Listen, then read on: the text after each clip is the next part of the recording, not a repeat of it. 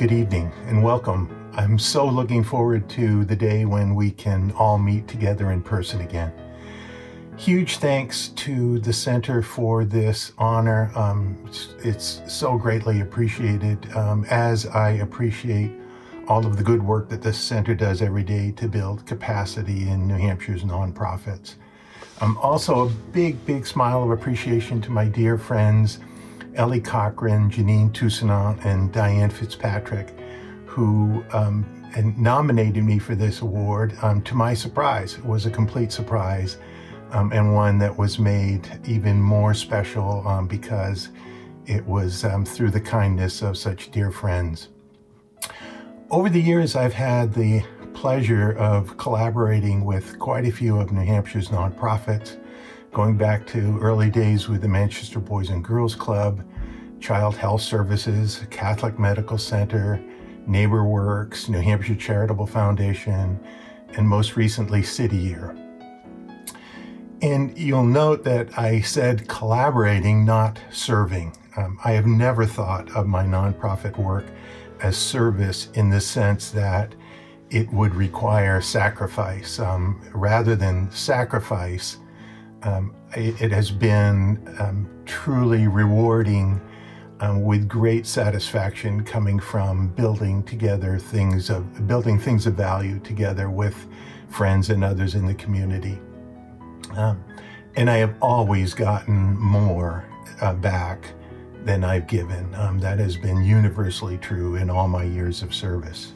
In addition to the fulfillment of having done purposeful work with over all of these years, I've also built some lasting and greatly treasured friendships with folks like Diane Fitzpatrick and Syl Dupuis, Catholic Medical Center, Robert Turney, Lou Feldstein, Pon Nidichin, again, just to name a few. Relationships that have shaped my work and my life in so many ways. From teaching me leadership and organizational skills to mission focus and interpersonal skills and on. Those relationships are just greatly treasured.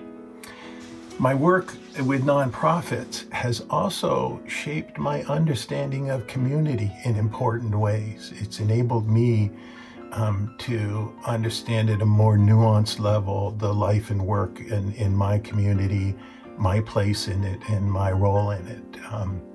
I'm reminded of an anecdote, the film As Good as It Gets, which most of you have probably seen, with Jack Nicholson and Helen Hunt. And in this particular scene, they're seated at a table having dinner, and Helen is asking Jack to explain to her why she should continue their relationship. And after a few awkward moments of stumbling about trying to find the right words, Jack says, "You make me want to be a better man." And in many respects, that sums up my feelings about my work with nonprofits. It's the work that I've done with so many good people across the state that has made me want to be a better person. My first board experience in New Hampshire was back in 1984 when my then business partner and dear friend Don LaValle suggested that I join the Manchester Boys and Girls Club board.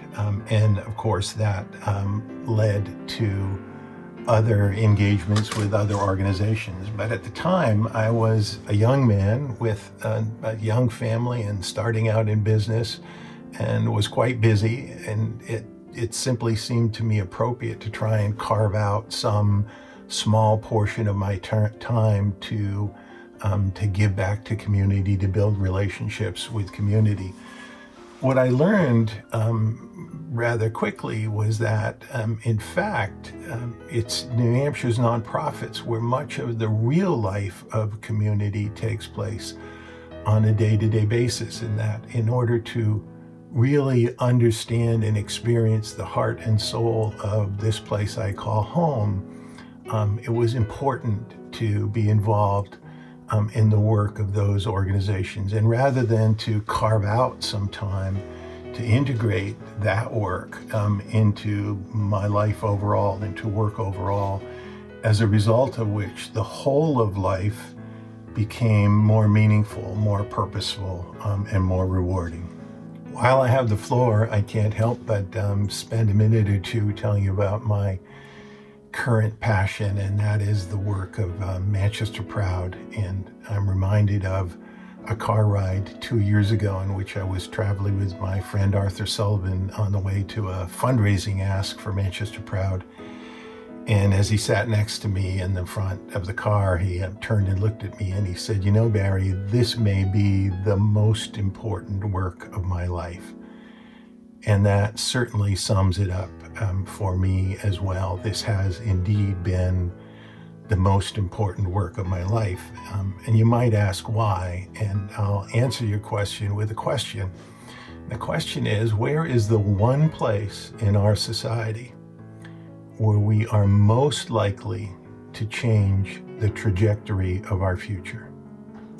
And I would argue that it's in our public schools, because our public schools embody who we are as a people.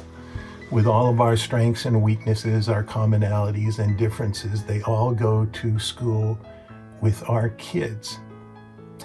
So imagine in just a generation how we could impact the most formidable challenges of the day: poverty, homelessness, substance misuse, social injustice, health, go down the list, all of the things that so many of you work on every day. Imagine how we could impact them profoundly and collectively if within a single generation, every child graduated from our schools with a fundamentally sound education, basic life skills, and a career pathway. It would indeed change the world, and it's something we could do if we set about to do it. As I close, I want to thank you all again, but also thank a few very special folks in my life. I am at the point in life where I found out if you're really lucky and your kids are smart and good and kind and empathetic and hardworking and all of those things we hope our children will be. If you're lucky enough to have that happen to you, you find you arrive at the point where rather than teaching your kids, you are learning more from them. And that is precisely where I am with my son Cam and my daughter Evelyn, my two heroes. And I'm also reminded every single day, as is everyone in our family, that that would not be the case, that ultimately the source of happiness and well-being for all of us in the Brensinger family is my wife Carol, our Susie, our superhero. So thanks to all of them, and I love them greatly. And thanks to all of you again for a wonderful event and a great honor.